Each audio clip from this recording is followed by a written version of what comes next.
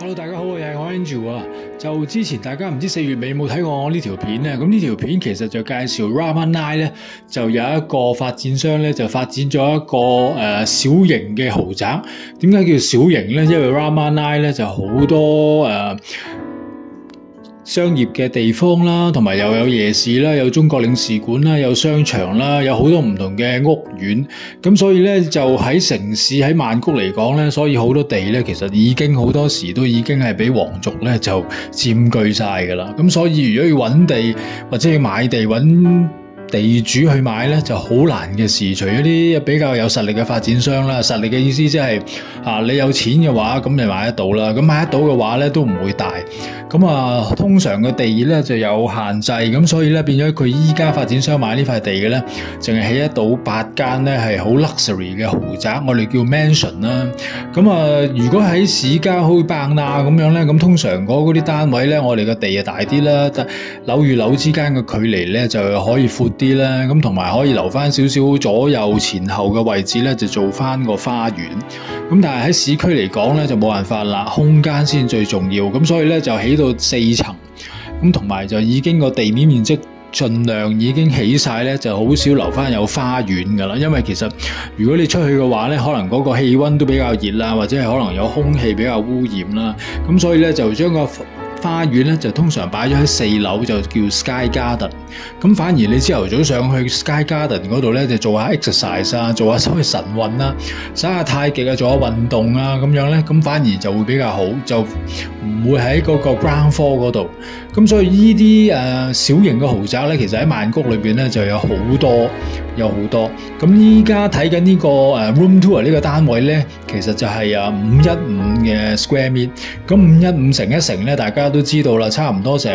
5000幾就未到6000尺。咁如果分咗做4層咧，咁每層大家都知道可以計到就成1000幾尺。咁所以咧就發展商咧就打造呢兩個 showroom 咧，一陣間大家睇到咧個611就大好多，仲有個泳池。咁呢一個咧就最主要咧就係分隔每一層有唔同嘅空間啦，好似你住咗喺別墅喺市郊嘅別墅一樣啦。咁你起碼喺頂樓嗰度咧有一個花園啦，咁入到嚟你有個 studio 啊，有個工作室啦，然後有個小嘅 function room 嘅位置咁樣啦。咁落到去第3層嘅時候咧，咁就係房間啦。咁佢哋亦都好奢侈啦，因為始終室內設計師咧喺英國留學啦，咁讀過啲 architect 同埋室內設計咧，咁盡量咧都係希望用多啲空間，製造多啲家人可以一齊喺度交流嘅時間啊，喺度玩啊，喺度傾偈啊，喺度coordinate。咁instead of 大家都係間好多間房喺度，自己各自各喺間房嗰度咧上網啊，online 訂嘢啊，或者係即係希望佢哋等你哋一家人咧融洽好多，或者係一齊喺度做翻一啲娛樂，就唔想你哋自己各自各喺嗰個睡房裏邊自己喺度流連，咁大家係冇乜溝通，咁所以咧正如頭先所講啦，大家好奢侈，咁但係咧就佢亦都個睡房咧都係間翻足夠嘅空間啦，咁主人房咧亦都係有翻 walk-in closet， 咁客房咧咁亦都係有套廁嘅，咁通常都係正常嗰個清水樓咧係有4個房，咁4個廁所，同埋樓下有多個客廁啊，同埋有個叫 powder room 係叫做化妝室，咁通常都係擺咗神像啊、供奉室咁樣。咁另外咧喺後院咧就會有個工人房啦，咁工人房其實都唔算細嘅，咁所以咧就佢哋喺出邊做嘢或者直接入廚房，然後做翻啲喺出邊做曬浪嘅嘢。咁當然有 lift 啦，咁大家頭先見到細嗰個單位咧，其實都係有部細嘅3菱嘅 lift 啦，咁可以載到4個人上落啦，咁因為話晒都係4層。咁如果係有啲長者咁佢哋要上落方便嘅話咧，咁一定有個升降機較好，因為所有嗰個睡房都係喺第2樓同第3樓。樓下客廳咧就正如頭先所講話有泳池啫，就係呢一間啦。呢間咧就係611嘅 square meter， 咁成6000幾尺，咁所以咧佢哋嗰個佢哋開出嚟咧就做一個大嘅廚房啦，咁唔好用間牆，咁間玻璃通透，咁空間感更加大，咁同埋樓底好高，好似人哋嗰啲中空大廳嗰啲5.4米嗰個效果一樣，咁所以咧嗰個空間感非常之高。佢就係喺 ground floor 嗰層咧，佢就開高咗嗰個司令，令到佢咧就好似中空打咗個大廳咁樣。咁尤其是佢嗰個排列就係客廳啦，然後就係飯廳咧，然後就係廚房，比較有少少日式嗰隻咁樣。咁喺側跟咧就呢個冇得頂啦，呢個泳池咧差不多有成60尺，咁可以來回喺度游水，喺度練水啊，喺度操水啊，朝頭早咁完全唔係話浸一浸Jacuzzi嗰啲叫pool villa 咁樣。咁所以咧喺呢度開出去嘅話咧，係啦，大家可以有個 poolside party黃昏嘅時候可以一路食嘢啊，一路喺度游水啊，咁出邊又睇到入邊，入邊又睇到出邊，咁所以咧係非常之嘆。咁所以咧佢五臟俱全啦，喺市區嘅別墅，其實如果做到咁樣嘅格局同埋咁樣嘅間隔咧，亦都係非常之考心思。咁當然佢嘅圍牆比較高啦，起碼大家有 privacy， 隔離屋苑唔會望到過嚟你哋嘈嘅時候，亦都唔會太影響後邊嘅屋苑或者單位。咁所以咧有埋個 lift 咧即係你當然啦，你買嘅時候個價錢係包埋嘅。咁但係所有裝修咧就係唔包啦，因為pantry 所有標煙嘅裝修咧都係佢哋自己花咗好多心思，同埋用咗好多意大利嘅雲石板瓷磚或者係其他特別嘅牆紙去打造嘅。咁所以咧咁喺第4層頭先睇完嗰個公園入到嚟就有個偏廳，就可以做個 yoga room或者係做一啲 gym room fitness 嘅地方啦。咁同埋即係大家嗰個 view 望出去咧都會開揚啲，因為4樓望出去大家都係天台，大家都係綠化嘅屋苑，綠化嘅環境同埋 garden， 咁所以喺嗰度做運動或者係喺嗰度做 exercise 嘅話咧，咁所有埋出邊有埋種樹同埋佢有人工智能嘅噴水噴霧咁朝頭早同夜晚咧都會灑一灑，咁等啲植物咧製造多啲呢個oxygen 出嚟，咁夜晚就變咗 carbon dioxide 啦。咁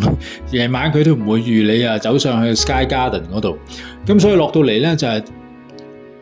頭先話好奢侈咧，就係令到做一啲書房一啲 function room等你啲家人就算大家喺度睇書或者係各自各喺度做嘢嘅時候咧，都可以大家可以融為一體，可以溝通下。一個大書房，一個 co-working space 咁樣係俾你自己一家人喺度用咁變咗咁你變咗可以同屋企人溝通多啲啦，唔使咁多隔膜啦匿喺房度成日都唔出嚟。依家好多年青人都係會有咁嘅情況，咁所以佢哋 designer 咧要你哋嗰個生活嗰個模式咧，大家係融洽好多。因為泰國人咧通常咧都係大家如果住埋一齊嘅話咧，都係好一齊食飯一齊睇電視或者係一齊玩傾下偈咁大家好夾得埋，就唔同香港或者係其他嘅國家有啲人咧就係分得好開咁好獨立，咁所以佢哋咧就令到個廳同埋有啲walk-in closet 嘅位置咧都做到好大，咁令到個 master bedroom 咧就非常之宏偉，仲walk-in closet 吊埋呢個水晶燈，真係好誇張。咁其實係啦，如果好多客人嚟講，可能佢都會開翻4房，或者係佢哋改一改咧，都做翻3房，再加 function room conference room 咁樣work room咁樣喺翻度。咁但係起碼佢自己嗰2個 showroom 咧，都做一個特別啲嗰個間隔嘅 layout 俾你係參考一下佢哋嗰種期待已久同埋最中意嗰啲家人2代同堂嘅時候咧，就大家點樣去可以一齊生活個 lifestyle 係點樣？咁佢哋做到個裝修咧就非常之犀利啦！呢個單位咧都成1000萬嘅泰銖嘅裝修，咁頭先細間單位咧都起碼800幾萬泰銖，咁所以因為所有啲物料梳化燈飾所有嘅電器walk-in closet 嘅拉燈同埋見到你牆身嗰啲我哋叫做畫框咁樣嗰啲木嗰啲框黐上去嘅時候咧，咁好多啲工序價錢同埋物料咧都係非常之貴。咁所以如果佢個 showroom 賣嘅話咧，通常我哋有啲客人咧就係佢哋 hold 個 showroom 咧係啱啱開展咗第1年嘅時候咧，咁然後就同發展商去傾啦，去傾咧就傾咗個價錢，咁啊非常之抵啦，因為通常佢有折舊率喺度啦嘛，咁啊至多俾佢用多半年嘅時候咧，咁跟住你就可以據為己有，就自己住，咁同佢就會反而同你做翻啲執漏啊，一啲 make up 咁樣，咁你已經全部唔使等啦，因為如果你咁大間屋嘅話，你要做裝修，可能要做成3-4個月。仲要唔好 delay 啊，唔好落雨啊，唔好有影響。咁所以咧，好多時就係好多人都去嚟執呢啲showroom。咁所有廁所嘅話咧，啲雲石板啊，嗰啲磚牆啊已經做好晒噶啦，其實已經冇乜損耗。咁佢同埋好多位置咧，佢大家喺片尾會見到嗰啲相咧，佢係偷空咗嘅，採光令到佢嗰個陽光可以打到入去個浴室個 shower room 啊，甚至乎個 balcony 啦。咁當然我哋而家落晒窗簾同紗咧，咁啊覺得間屋好暗啦。咁但係起碼嗰個 mood 做出嚟係要開燈，開嗰啲warm lights，然後俾大家睇，咁就唔係開晒啲窗簾好殘眼咁樣，咁變咗個氣氛同埋級數咧就唔會有咁 luxury 嗰個睇法落去。咁所以啲地板啊，同埋扶手啊，啲金屬啊，窗框啊，牆紙啊，牆嘅厚度啊，隔音情況啊，好多嘢咧都係落足材料噶。咁所以變咗大家如果中意喺市區咧有一個咁樣嘅豪華別墅咧，咁你可以預約我哋就會帶你到現場嚟睇樓，然後同你即場同佢哋發展商度傾價錢。咁得8個單位，咁如果要想快咧就盡快過嚟睇啦。咁希望大家中意呢條片，多謝晒，拜拜。